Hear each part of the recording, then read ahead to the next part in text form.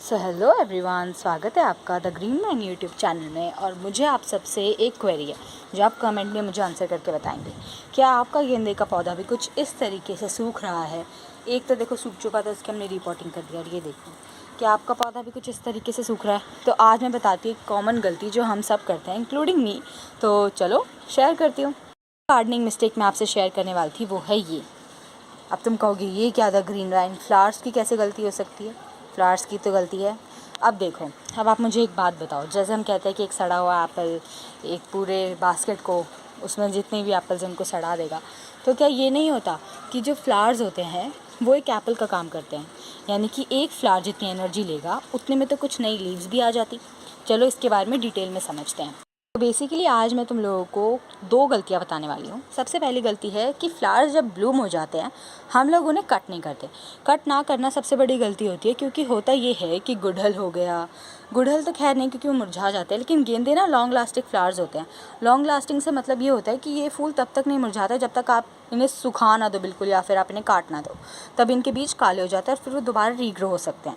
तो बेसिकली क्या होता है ना कि कई लोगों के गार्डन में देखा होगा कि गेंदा पूरा सूख चुका है लेकिन उसके फूल इतने हेल्दी ब्लूमिंग कर रहे हैं। वो इसलिए क्योंकि पौधा जितनी भी शक्ति, जितना पोषण, जितना पानी उसको खाद पानी मिल रहा है, वो सब इस फूल को रिवाइव करने में लगा दे रहा है। और ये देखो, इससे होती ये चीज़ें हैं, मैं बता देती हूँ क्या होता है।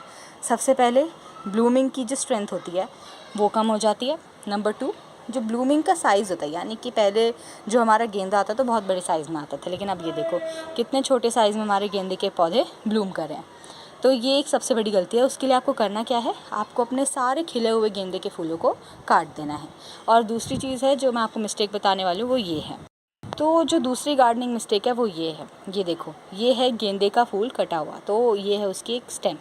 ठीक है, ये देखो, ये ब्राउन दिख रही है आपको, यानी कि यहाँ से सूख रही है। तो हमेशा जहाँ पे भी इसकी कुछ नई लीव्स हैं, यानी कि कुछ यहाँ तक, आपको अपने गेंदे के फूल को कुछ इतनी लंबी लेंथ में काटना चाहिए ताकि नई ग्रोथ आ सके।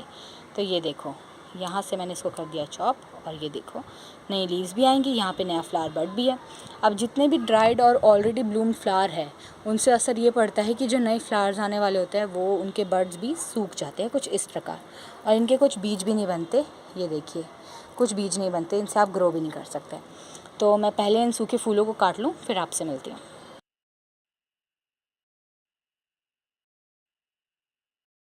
देखो, मैंने कट कर लिए हैं कुछ ऑलरेडी ब्लूम, यानी कि कुछ पहले से खिले हुए फूल, साथ साथ कुछ जले हुए पत्ते और कुछ जली हुई डंडियाँ, और कुछ सूखे हुए फ्लावर बड्स, यानी कि जो खिल नहीं पाए और उससे पहले ही वो गर्मियों के मारे मुरझा गए। एक फ्लावर बड ऐसा होता है और एक फ्लावर बड होता है जो बिल्कुल ही ब्राउन हो जाए, कुछ इस डंडी पे जैसा हो रहा था।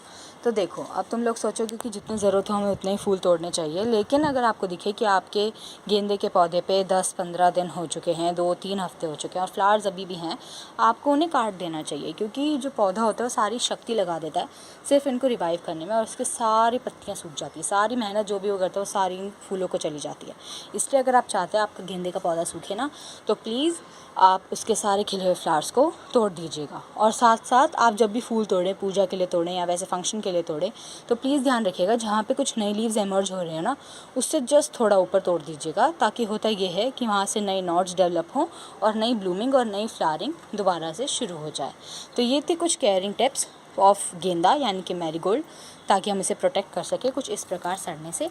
वीडियो अच्छी लगी हो तो द ग्रीन माइंड को सब्सक्राइब कर लें, और ऐसी ही और वीडियोज़ के लिए कमेंट करें और साथ साथ शेयर करें अपने प्लांट लवर फ्रेंड्स को। And happy gardening.